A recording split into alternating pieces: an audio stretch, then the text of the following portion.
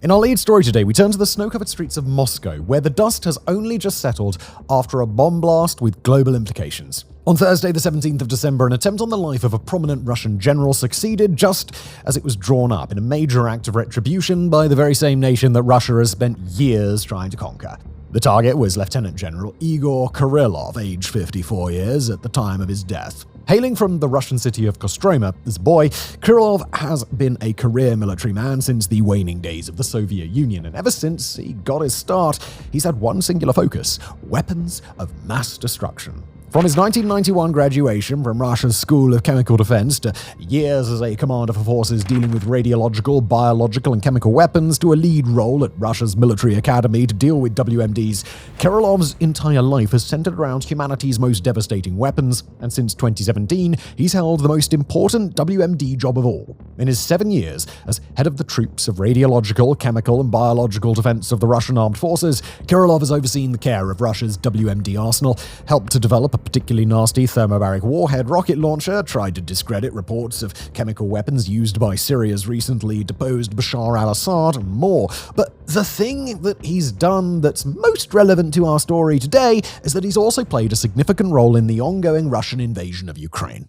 During the war, he's done everything from launching thoroughly debunked accusations that the US and Ukraine were collaborating on secret laboratories to build bioweapons, to accusing Ukraine of building a radiological weapon, also known as a dirty bomb, to overseeing the use of chemical weapons, including the agent chlorapicrin on the battlefield.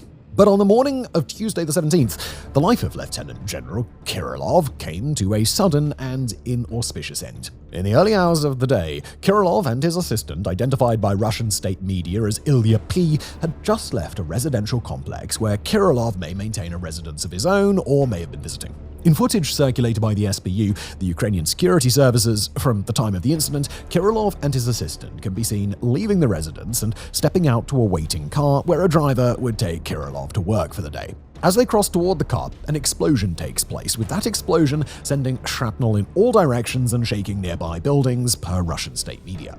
Photos circulated on Telegram then show two bodies at the scene, lying prone in the snow, including one that has since been identified as Kirillov. According to Russian outlets, the attack used between 100 and 300 grams of TNT packed into a bomb that was concealed in turn outside an electric scooter. Russian authorities, including former President Dmitry Medvedev, were quick to blame Ukraine, levying allegations that its smaller adversary nation certainly could have tried to deny, but didn't. Instead, unnamed Ukrainian sources quite happily gave early indication to Western media that their nation was responsible, and in particular, the SBU intelligence service. Said one Ukrainian intelligence official with direct knowledge of the killing, speaking with the Financial Times, quoting here, "Kirillov was a war criminal and a completely legitimate target as he gave orders to use banned chemical weapons against the Ukrainian military. Such an inglorious end awaits all who kill Ukrainians. Retribution for war crimes is inevitable." Indeed, the SBU's attempts to establish the legitimacy of a potential killing of Kirillov had already been underway, culminating in a particularly interesting act on the day before his death. On Monday the 16th, the SBU had issued a warrant for Kirillov, referred to in Ukraine as a, quote, notice of suspicion for war crimes committed against the forces of Kyiv. In hindsight, of course, the meaning of that warrant is absolutely crystal clear. Ukraine issued the notice against Kirillov, and just one day later, in the heart of the Russian Federation, they came to collect. In their official statement on Kirillov's death, the SBU noted that Kirillov was, quote, responsible for the mass use of banned chemical weapons by the Russians against the defense forces on the eastern and southern fronts of Ukraine, including, quote, more than 4,800 cases of the enemy's use of chemical munitions since the beginning of the full-scale war. Russian officials, of course, framed the assassination oh so differently, with former President Medvedev referring to Kirillov as a, quote, true patriot of Russia, and threatening that, quote, vengeance awaits the senior military political leadership of Ukraine. The spokesperson of Russia's foreign ministry said of the attack that Kirillov had spent, quote, many years exposing the crimes of the Anglo-Saxons, and that, quote, he worked fearlessly. He didn't hide behind anyone's back. He met everything head on. Internationally, the allegations that Kirillov oversaw the use of chemical weapons has garnered broad support. Several nations, including Canada and the United Kingdom, have subjected Kirillov to sanctions, while this past May, the US State Department sanctioned Russia for using the chemical weapon chlorapicrin against Ukrainian forces. Ukraine has long alleged the use of chemical weapons in over 1,000 cases, although third-party confirmation had been lacking until that May statement by the United States. To be clear, chloropicrin isn't nearly the most lethal agent in Russia's chemical weapons stores. It's not never lethal, but it's best thought of as a riot control agent or a similarly less lethal tool to deny a certain area to an adversary. Set off a bunch of chloropicrin along, say, a Ukrainian trench line, and that trench will very quickly have to be abandoned. But the conventions around chemical, biological, and nuclear weapons don't discriminate between WMDs on the basis of lethality, and although this does present a real grey area where the term weapon of mass destruction makes a bit less sense for a layperson, it's precisely this grey area that the Russian military appear to want to exploit.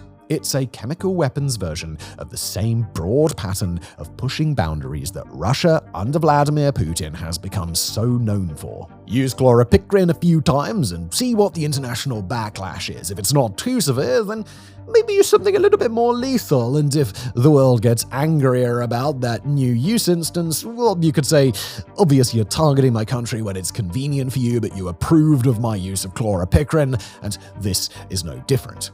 That's why the international community has taken such pains to push back on chloropicrin and against Kirillov himself to try and set an international standard that chemical weapons will not be tolerated during Russia's Ukraine offensive. Now, with the targeted assassination of Kirillov, Ukraine has done two things at once: forcing a broader conversation about the use of chemical weapons in Ukraine and raising the stakes for punishment of Russia after deploying those weapons by killing the very same leader who allegedly oversaw their use.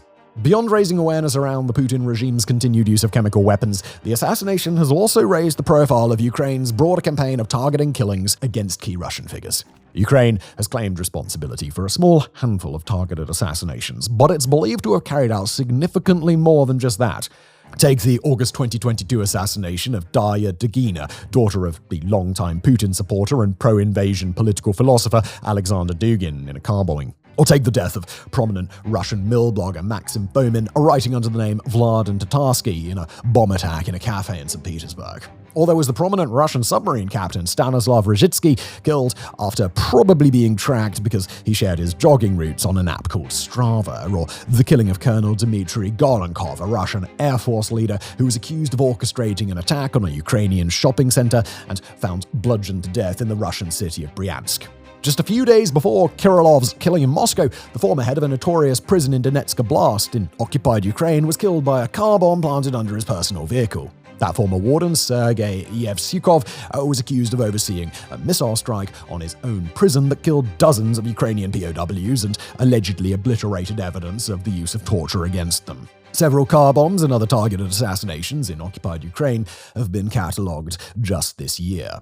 It's a seemingly tried-and-true method for Ukrainian intelligence, an organization that can likely draw support from a large number of fluent Russian speakers, a wealth of anti-war or pro-opposition disillusioned people within Russia itself, and covert networks of continued resistance to occupation in the Donbass, Crimea, and elsewhere. For Ukraine, lacking the ability to launch effective large-scale attacks against Russia or reliably strike with missiles against critical targets deep on Russian territory, the campaign of assassination is a way to offset the pressure of Russian battlefield successes and advantages in hardware and numbers. Not only that, but they are a valuable mechanism by which Ukraine can advance a more general goal of its wartime operations, bringing the costs of Russian war home to the Russian people. Ukraine's efforts to that end have included the use of drone and missile strikes in Russia, the counter-invasion of a portion of Russia's Kursk Oblast, and a wide range of explained and unexplained acts of apparent sabotage all across the Russian heartland. And right now, for Ukraine, any counter-pressure against the Russian war effort is desperately needed. 3 days prior to the assassination of Kirillov, Ukraine replaced its military commander overseeing defenses in the most tightly contested parts of the Donbass region. This is where Russian troops are swiftly advancing on the Ukrainian city of Pokrovsk. The battle to defend Pokrovsk has been a horrifically attritional affair for Ukraine, and it's been increasingly faltering against the crush of Russia's westward offensive. The fall of Pokrovsk would precipitate major territorial losses for Ukraine at the very moment when both sides are trying to scrape together whatever territory they can in advance of a likely US-brokered peace settlement. Meanwhile, fighting is ongoing in Kursk, where Russia is working to recapture all of the territory that Ukraine currently controls. That's the area where North Korean troops have begun showing up on the front lines, with an American Major General Pentagon spokesman Pat Ryder reporting on Monday, the 16th, that North Koreans are now engaged in combat and taking casualties.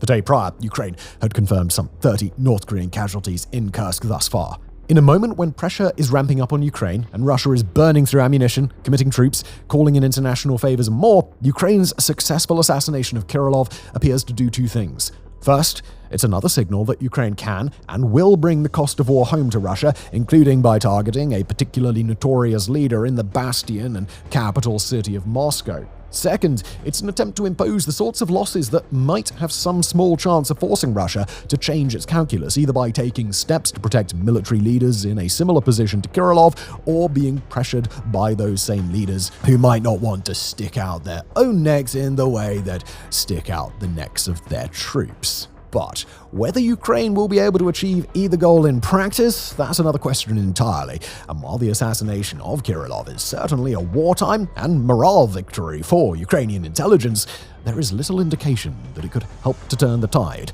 If anything, it may yet serve as pretext for Russia to devote more material, more manpower, and more attention to critical military or even civilian targets in the name of retribution.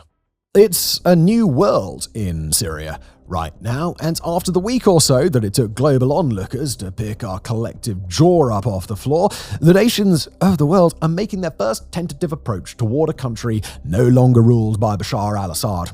From hesitant but hopeful overtures from the Western world to discouraged attempts from Iran, Russia, and others to recoup the value they can from what's been lost, the process of global reintegration is now fully underway, even as news of the stunning abuses of the Assad regime continued to come to light.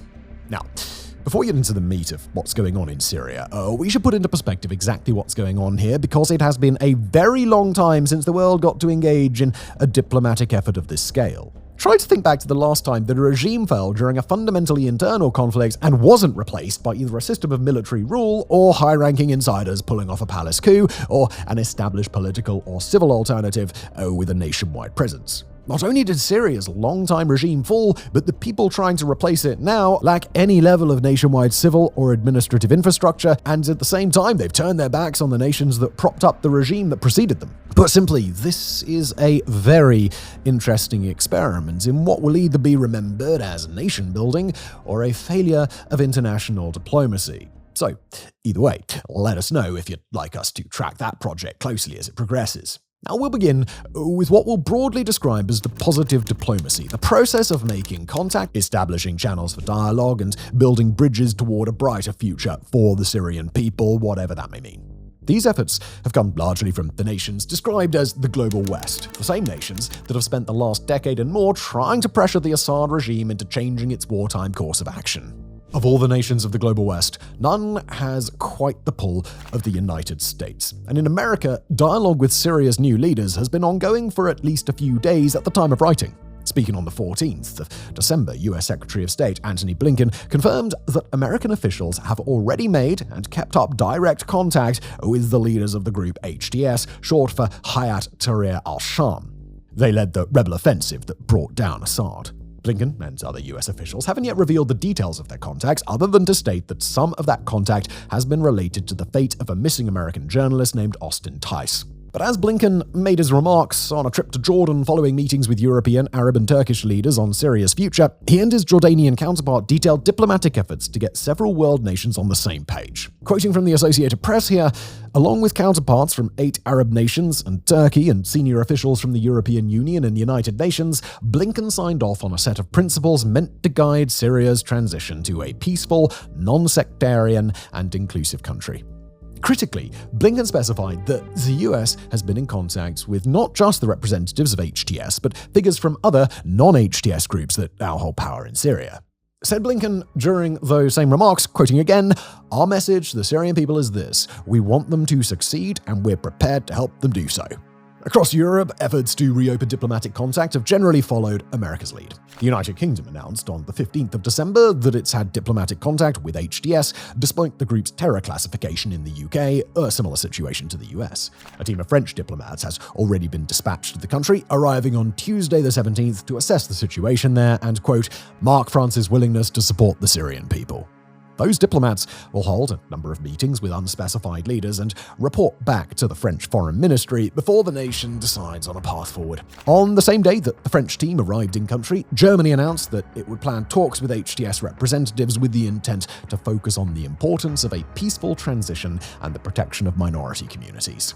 Berlin has been careful to emphasize its hesitance around HTS, but has noted that, quoting a spokesperson here, "As far as one can tell, they have acted prudently so far." Germany hosts about 1 million Syrian refugees, making the idea of return an important political issue in the nation, especially amidst its broader governmental turmoil right now. Spain has taken a more reserved approach, with the nation's foreign minister calling for, quote, "several red lines to govern their engagement with HTS and other Syrian entities," while Italian leader Giorgia Meloni is in a bit of hot water, trying to explain her government's decision to appoint an ambassador to Syria before the fall of Assad this past July. Italy has indicated that it will open communications with the new Syrian government. On December the 17th, the European Union's foreign policy chief and Commission president jointly announced that the EU will reopen its delegation in Syria, increase humanitarian aid, and establish contacts with the new leadership. Like the US, European leaders have paid special rhetorical attention to the continued threat posed by the Islamic State in Iraq and Syria, and the importance of continuing efforts to ensure that the Islamic State cannot reconsolidate. Meanwhile, the nations of the Arab world have played their own active role in reaching out to Syria's new leaders. Collectively, a number of prominent foreign ministers in the region have signed on to a joint statement endorsing elections supervised by the United Nations and based on a new constitution that will have been, by that time, approved by the Syrian people. In joint statements with the US, many of those same ministers have emphasized the need for Syria's new government to not only be inclusive, but to go out of its way to protect and respect the rights of minorities while ensuring that it doesn't offer haven to terror organizations. Iraq's foreign minister has called special attention to the importance of avoiding a repeat of the Libya situation of the early and mid-2010s, when the country descended into a second and much more ruinous civil war after longtime dictator Muammar Gaddafi was ousted. The nation of Qatar has announced that it will finally reopen its Syrian embassy after 13 years with it closed, and has offered its support as the Middle East's best-placed mediator nation to work with a range of sovereign and non-state groups. Saudi Arabia has confirmed ongoing contact with, quote, "every stakeholder involved in Syria," while the United Arab Emirates, or UAE, have taken a more conservative approach, reportedly dealing with a good bit of suspicion over both Turkish influence and the role of political Islam in the country's new leadership. The UAE had, until a couple of weeks ago, been a leading advocate of the idea that it was time to reintegrate the Assad regime into the Arab world. But other than global superpowers like the US or China, there is perhaps no nation whose perspective on Syria is more important than Turkey. Syria's powerful foreign neighbor is known to have provided informal support to HTS prior to the fall of Assad, despite classifying HTS as a terror organization, and the nation both controls its own buffer zone on Syrian territory and backs another pre-liberation alternative government in the northwest. Turkey's leaders have called for the intentional and careful preservation of Syria's existing institutions rather than simply starting from scratch, and have called for the world to, quote, "never allow terrorism to take advantage of the transition period." Statements like those by Turkey are difficult to pass when everyone from HTS to the Islamic State to Kurdish forces in Syria are classified as terrorists by the Turkish government, but other elements of Turkey's approach make its intentions a bit clearer. Turkey, like Qatar, quickly reopened its embassy in Damascus after HTS's victory, and it's gone a step further, with Turkish Defense Minister Yasir Güler openly offering that it would provide military training support to the new government if it's asked to do so. Turkey has advocated broadly for the idea that the new HTS-led coalition should be given a chance in office. At the same time, Güler and others have emphasized Turkey's focus on eliminating the Kurdish YPG, a group that is instrumental in the establishment and ongoing work of the Syrian Democratic Forces, the military wing of the Kurdish Autonomous Administration in north and east Syria, Rojava. Among the particular comments by Güler that have raised eyebrows, quoting here, "In the new period, the PKK-YPG terrorist organization in Syria will be eliminated sooner or later. Members of the organization coming from outside Syria will leave Syria. Those who are Syrian will lay down their weapons." Güler and other Turkish officials have rejected US and EU assessments of a resurgent Islamic State, thus working to invalidate the main reason that the US cites to explain its continual collaboration with Kurdish forces. The question of Turkey's aims and objectives in Syria is already an important one, and now all indications from the US are that Turkey is about to take even more of a central role. Incoming President-elect Donald Trump's policy positions on Syria are, predictably, somewhat divergent from those of Secretary of State Blinken and the Biden administration, and on Monday the 16th, Trump offered the clearest explanation yet of how his second-term leadership will handle Syrian reconstruction. During remarks to the press, Trump laid that out, quoting him, "I think Turkey is going to hold the key to Syria."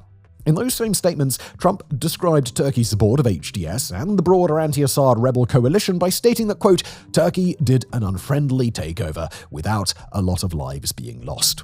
Those statements, even by themselves, signal a potentially rapid turn of fortune for Kurdish Rojava at the same moment that it may signal broad unilateral leeway for Turkey and its ambitious leader. For now, the Kurds do appear to have the support of their on-again, off-again ally Washington, with Secretary of State Blinken emphasizing that Turkish involvement in efforts to constrain the Islamic State is, quote, "very important at this moment that they continue that role because this is a moment of instability."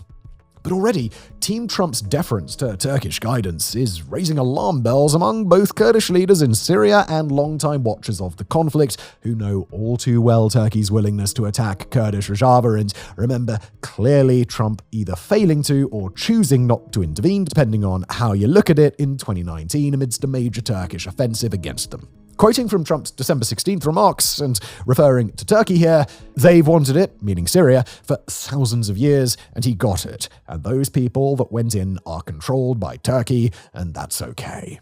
Rounding out the constructive outreach side of things, there's the United Nations to consider. In this case, they're especially important, given that the UN will likely play a leading role both in surging humanitarian aid to Syria and in overseeing what will hopefully be a free and fair construction of a new Syrian government.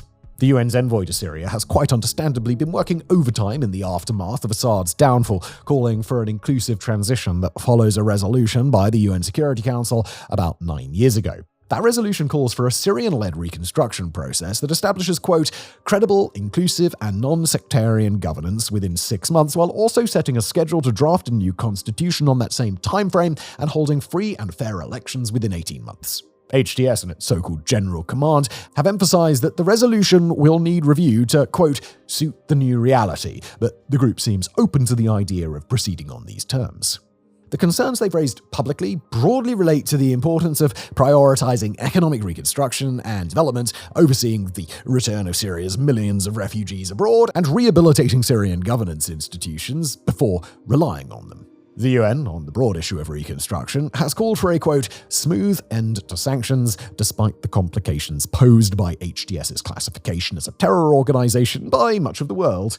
Rather than simply advocating that everybody be nice to terrorists, UN officials have emphasized the potential to gain leverage by lifting sanctions, with the implicit or explicit understanding that they could be slapped back onto Syria's new leadership if problems pop up. Swift action there will be especially important, since according to UN estimates, about 1 million Syrian refugees will be returning to the country within just the first 6 months of 2025. The UN has humbly requested that world nations don't force refugees to return, especially at a time when humanitarian infrastructure will need to grow and flex to accommodate so many new arrivals.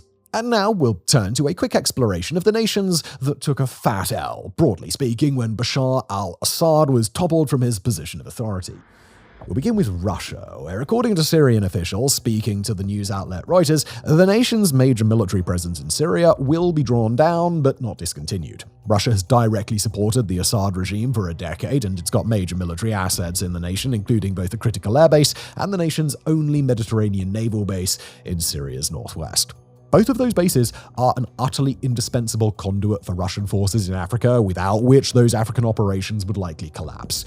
According to satellite footage, Russia has loaded up at least 2 of its most massive cargo planes, the Antonov AN-124, with military materials, and at least 1 cargo plane had flown out by Saturday the 14th.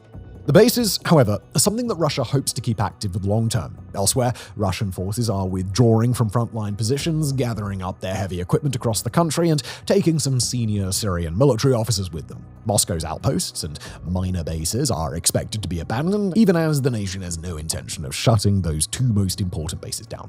The Kremlin has indicated that it's in active discussions with Syria's new leaders over the future of the bases as well as the prospect of broader diplomatic contact. On the 17th of December, Russia's parliament passed a law allowing courts to suspend bans on groups that have a terrorist designation in Russia, potentially paving the way for diplomatic relations with HTS as well as the Taliban administration in Afghanistan. The Assad regime's other key supporter, Iran, has had no easier of a time figuring out how to move forward. In the immediate aftermath of Assad's downfall, after withdrawing its forces from Syria once it started to look like the regime would collapse, Iran indicated that it was already in direct contact with opposition leaders to, quote, prevent a hostile trajectory between the two countries. Since then, however, Iran's leaders have had a difficult time working out a path forward following what was a shocking collapse of a military that Iran spent decades investing into. As the outlet Middle East Eye describes it, one faction within Iran believes that the country's leadership will have struck a deal with the West and with Turkey to allow the fall of Assad, thus compromising Iran's broader anti-Israel strategy. The opposing camp, largely made up of reformers in Iranian society, believed that the downfall of Assad was a rather harsh way of providing Iran with an opportunity to abandon its long-held strategy of supporting its axis of resistance, including not just Assad, but Hezbollah, Hamas, the Houthi rebels, and more, and instead take a different tack moving forward. Said one Iranian journalist, a reformer speaking anonymously to the outlet, quoting here, "Iran has paid a high price for its stupid and religious foreign policy." Broadly, Iran's leadership appears open to working with HTS, but there's ongoing debate on whether or not to build new proxy forces on Syrian soil. On the subject of Iran's axis of resistance, the leader of the Hezbollah organization, Naim Qassem, has now openly admitted that its supply routes through Syria have fallen apart. Qassem has framed the problem in optimistic terms, including that, quote, a new regime could come and this route could return to normal and we could look for other ways. Optimistic or not, however, it is a major blow to the Hezbollah organization. And finally, there's the status of Israel, where Prime Minister Benjamin Netanyahu announced on Tuesday the 17th that the nation would continue its occupation of a buffer zone on Syrian territory, at least through the winter months. Speaking atop the major strategic lookout point, Mount Hermon, Netanyahu confirmed that Israel would keep its troops stationed on Syrian soil for the foreseeable future, quoting him here, until another arrangement can be found that guarantees Israel's security. Netanyahu has described the land seizure as a temporary move intended for defensive purposes until a security arrangement can govern the frontier with Syria, but for now there are no clear plans to bridge into that sort of diplomatic agreement. Israel's leadership was certainly anti-Assad, but has its own suspicions around HTS, with Israeli Foreign Minister Israel Katz describing them during the same event on Mount Hermon as, quote, the rebels in Damascus who pretend to present a more moderate image but belong to the most extreme Islamic sects. And speaking of those sects, however, Damascus itself is the final stop on this exploration of Syria's state of affairs. The leader of HTS, Ahmed al-Sharaa, has confirmed that the country's new authorities have opened up contact with Western embassies, although, as of the time of writing, he's not specified which individual countries are involved in those efforts. Other HTS officials have described early plans to reform some of Syria's critical institutions. In an interview with Al Jazeera, the country's new Prime Minister, Mohammed al-Bashir, explained that the Syrian Defense Ministry would be restructured with a combination of former rebel leaders and their factions, along with officers who defected from Assad's army prior to the fall of their regime. Bashir has indicated that he plans to hold office only through March and has paid his own rhetorical service to the idea of broadly inclusive reconstruction. Among the international community, there are rising, if disputed, concerns that HTS has already begun adopting a more authoritarian approach to their newly captured nation than the world might have hoped. At present, HTS has done rather unremarkable work when it comes to branching out and bringing in non-HTS members to the leadership, something that the administration has yet to really do. Instead, HTS bureaucrats have picked up and moved to Damascus outright. That question of inclusiveness has been taken by some as an early sign of trouble, while other factions in the diplomatic process emphasize the importance of patience and the reality that HTS will learn to walk before it can run, so to speak. Key details on the transition process are still lacking, and while that's an acceptable state of affairs for now, it's becoming less and less tolerable every day. The challenge now is for Syria's new leaders to pivot toward the inclusiveness they've promised and reinforce the idea that they deserve the international community's trust. That said, there are a long list of reasons why HTS and its allies may be slow to take that step, starting with a constant barrage of new information showing just how broken Syria really has been. According to statements from an international war crimes prosecutor, former US Ambassador at Large Stephen Rapp, evidence from mass grave sites in Syria have exposed a, quote, machinery of death in the country. Said Rapp after visiting 2 mass graves near Damascus, quote, "We certainly have more than 100,000 people that were disappeared into and tortured to death in this machine. I don't have much doubt about those kinds of numbers, given what I've seen in these mass graves. We really haven't seen anything quite like this since the Nazis." As should already have been clear before that account, and as is certainly clear now, Syria will have to build back from an incredibly difficult situation, and it's understandable against such an adversary that a transitional government might take a while to get rolling. One lingering question, however, is what Syria's new leaders will do about Israel's continued occupation of their territory, and by extension, whether HTS and its coalition are interested in new battles, either against Syria or other adversaries. To hear al-Sharaa say it, he's not interested in reopening the hostilities in Syria anytime soon on any front against any potential rival. Said al-Sharaa last Saturday while on Syrian TV, quote, "We don't intend to enter any conflict because there is general exhaustion in Syria." And certainly that assessment of Syria after almost 14 years of civil war can be broadly taken as accurate, and it's one that has been echoed across the country, not just in HTS-held areas. In Iranian, the port city of Latakia, a place that was long considered a stronghold for the Assad regime, religious clerics called for Syrians to give up their weapons rather than railing against Israel. Said one of the clerics at what will likely go down as a highly influential event, quote, "We welcome any president for Syria, whether it's a Sunni, an Alawite, or Christian, as long as the people choose him." Another said, "The unity of Syria is an ambition that we will pass on to our children and the future generations. They will know that the sanctity of the homeland is part of the sanctity of humanity." For our part, here at WarFronts, we imagine we'll be in agreement with the rest of the world when we say that we certainly hope that that vision is the one that's realized. Next up, we travel southward to Israel, where counterintelligence leaders and national authorities have recently drawn attention to a surprising phenomenon with major implications for the nation's security. According to sources within the Israeli intelligence apparatus, nearly 30 individuals this year have been arrested for spying on behalf of Iran, all while bearing one major similarity to each other, that nearly all of them were Jewish Israeli citizens. According to those aforementioned Israeli sources speaking to the nation's prominent news outlets, Israel has made 27 arrests of its own citizens over the course of 2024 thus far. Those citizens were split into no fewer than 9 covert cells spread all across the country and arrested on suspicion of all sorts of subversive activity, as we'll go through in just a moment. Each of those citizens was recruited amidst an ongoing Iranian effort to cultivate intelligence sources within its arch-enemy Israel's territory, particularly recruiting ordinary Israelis whenever possible. According to those same sources that we've referenced, the A to B of the Iranian recruitment effort was broadly unsurprising, offering Israelis direct payment in exchange for carrying out reconnaissance or potentially even violent attacks. Indeed, the notable part of this story is not Iran's attempts to spy on Israel. After all, both nations have been spying on each other for decades. Instead, the really stunning elements are both the identities of the Israelis involved and the things they were allegedly planning to do. According to commentary by Israel's domestic intelligence service Shin Bet on the issue, the people involved with the 9 alleged cells had a range of concrete goals, including plotting the assassination of an Israeli nuclear scientist and of several former officials of the Israeli Defense Forces or IDF. One man, a 73-year-old from the city of Ashkelon, allegedly plotted to kill Prime Minister Netanyahu, as well as Netanyahu's recently fired defense minister and the head of Shin Bet. As Shin Bet described it, a different cell was tasked with surveillance and reconnaissance around IDF military bases and in the country's air defense batteries.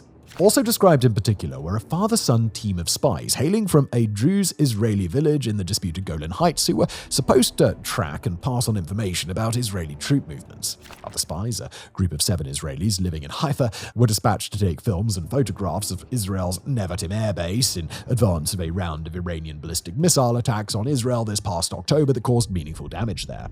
That particular cell is known to have photographed dozens of military bases and air defense batteries across over 2 years of spy work.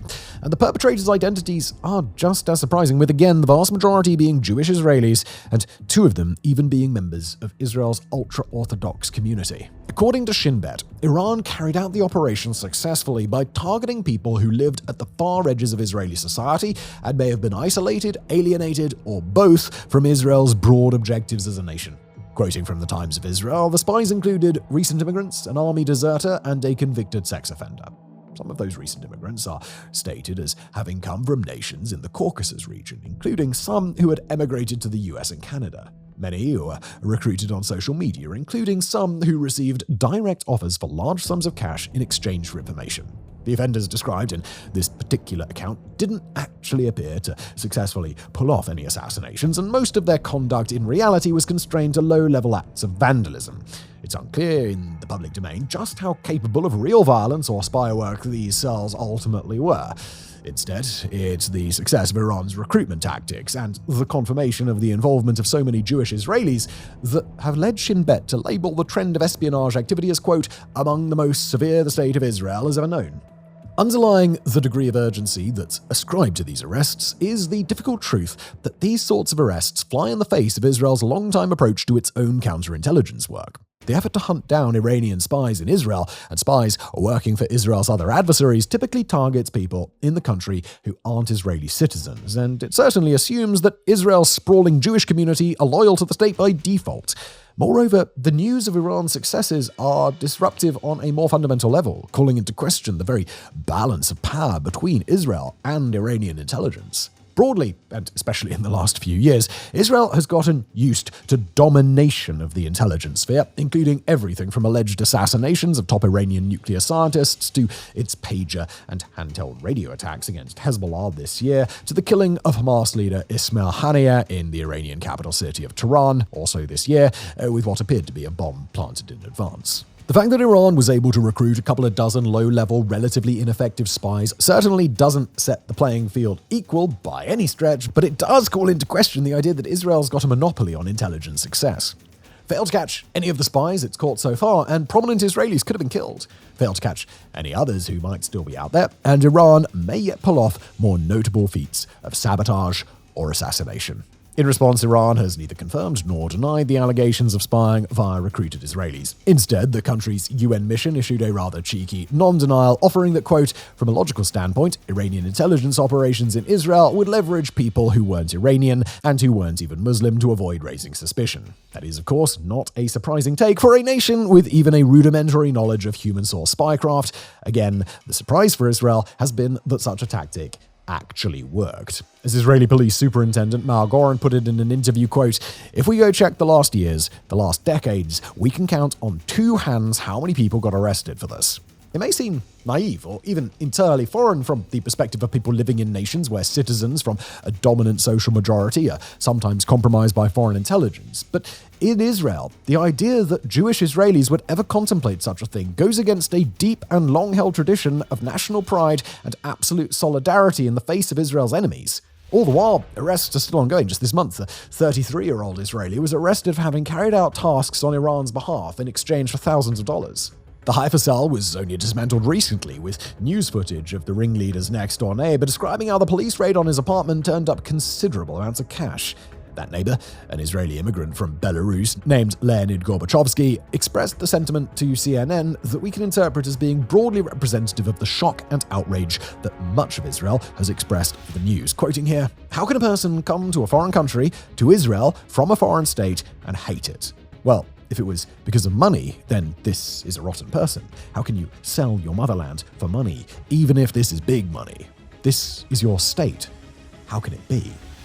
It's that last sentiment, in particular, that lays out why such actions are still so shocking in Israel, a place where Jewish citizens especially are taught all their lives to think of Israel as their state in a way that doesn't really exist across much of the world.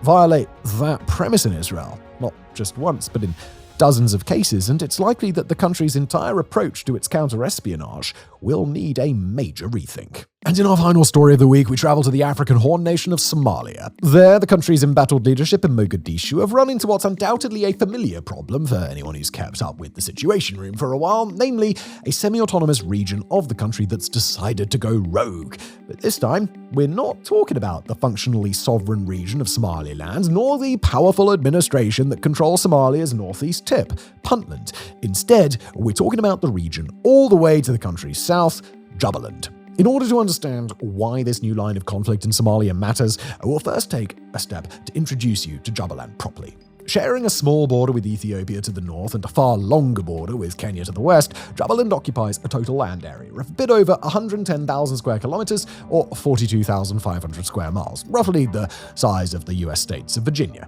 or Tennessee or the nations of Cuba or Bulgaria. It also happens to be the country's breadbasket, providing major portions of Somalia's needs for grain, and it's the location of significant oil and gas deposits as well as a strategically vital seaport. Jubbaland has held semi-autonomous status in Somalia for many years, in a situation that Mogadishu couldn't really do much about even if it wanted to.